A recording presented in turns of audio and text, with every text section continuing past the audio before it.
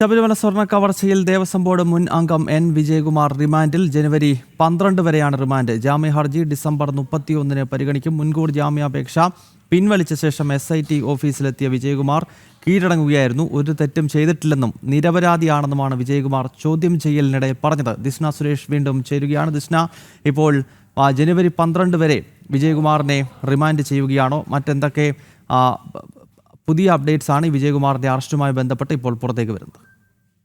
നമുക്ക് മനസ്സിലാക്കാൻ സാധിക്കുന്നത് തിരുവനന്തപുരം വിജിലൻസ് കോടതിയാണ് നേരത്തെ വിധി പറഞ്ഞിരിക്കുന്നത്. 12 വരെ ഇപ്പോൾ റിമാൻഡിലായിരിക്കുകയാണ്. ജാമ്യ ഹർജി 31 പരിഗണിക്കുമെന്ന് തന്നെയാണ് മനസ്സിലാക്കാൻ സാധിക്കുന്നത്.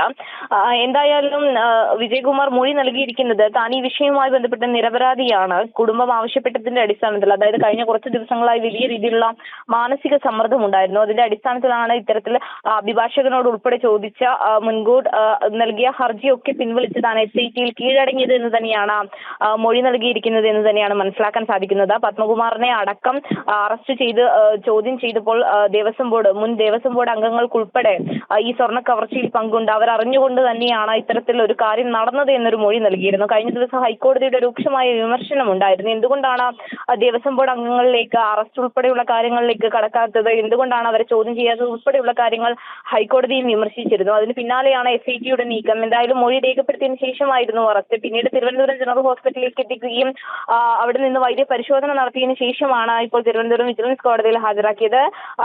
ഈ 12 വരെയാണ് റിമാൻഡ് ചെയ്തിരിക്കുന്നത്. എന്തായാലും ഡിമണി ഉൾപ്പെടെയുള്ളവരെ നാളെ വീണ്ടും ചോദ്യം ചെയ്യാനായി വിളിപ്പിച്ചിട്ടുണ്ട്. 2ാം ഘട്ട ചോദ്യം ചെയ്യലാണ് നടക്കുന്നത്. അതിൽ കൂടുതൽ വിവരങ്ങൾ ലഭ്യമാകും, നിർണായകമായ വിവരങ്ങൾ ലഭ്യമാകും എന്ന് തന്നെയാണ് നമുക്ക് മനസ്സിലാക്കാൻ സാധിക്കുന്നത്. ഇനിയുള്ളത് ശങ്കർദാസ് ആണ്. ശങ്കർദാസിനെ എങ്ങനെയാണ് SIT കൈകാര്യം ചെയ്യുക എന്നതും നോക്കിക്കാണേണ്ട ഒരു വിഷയമാണ്. ഈ ജാമ്യാപേക്ഷ മറ്റന്നാൾ പരിഗണിക്കുന്നുവെന്ന് പറയുമ്പോൾ ഈ കേസിൽ ഇതുവരെ ആർക്കും കോടതി ജാമ്യം നൽകിയിട്ടില്ല. അപ്പോൾ ശങ്കർദാസ് കുറെ കാലം അകത്ത് കിടക്കുമെന്ന് വേണമല്ലോ മനസ്സിലാക്കാൻ. തീർച്ചയായും അങ്ങനെ തന്നെയാണ് നമുക്ക് വ്യക്തമാക്കാൻ കഴിയുന്നത്. എന്തായാലും 12 വരെയാണ് ഇത്തരത്തിലൊരു റിമാൻഡ് നൽകിയിരിക്കുന്നത്. ഈ മാസം ജാമ്യ ഹർജി പരിഗണിക്കുകയാണ്.